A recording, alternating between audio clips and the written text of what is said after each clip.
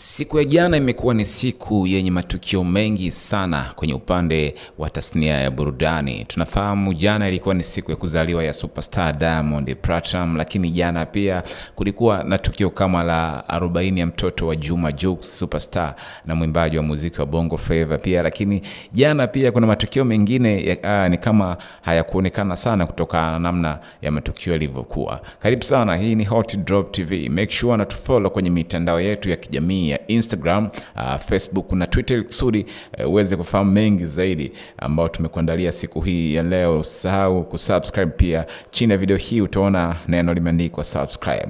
Bonyeza lile neno kisha alama ya kengele kwa ajili ya wewe kujiweka kwenye mazingira ya kuweza kupata taarifa. Hata kama umelala nyumbani utaona taarifa ama notification pale pop-up kwamba Hot Drop TV tayari wameshusha vitu huko na utaweza kuja kutizama kile ambacho tumekuwekea.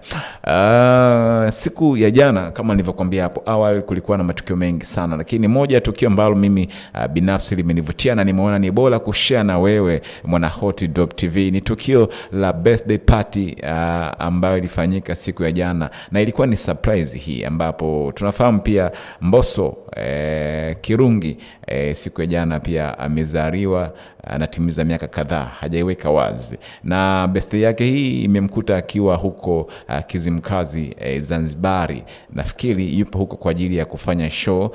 Tunafahamu hivi sasa tuko kwenye masuala mazima ya kampeni, tunaelekea kwenye uchaguzi na vitu kama hivyo. Kwa hivyo hakuwa Bongo, alikuwa Zanzibari, tena Kizimkazi.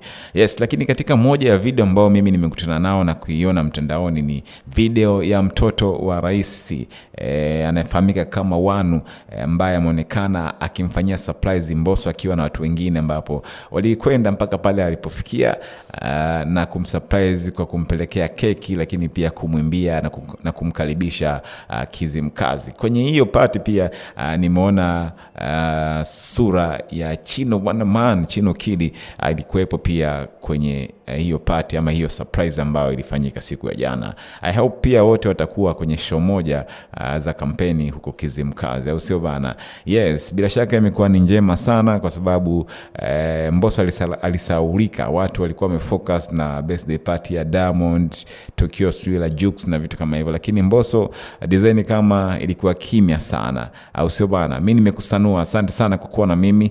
Endelea kutufuatilia kwenye mitandao yetu ya kijamii ya Instagram, Facebook, Twitter, lakini sasa pia TikTok kwa ajili ya taarifa nyingi zaidi ambazo tunakuletea hapa. Oh yes.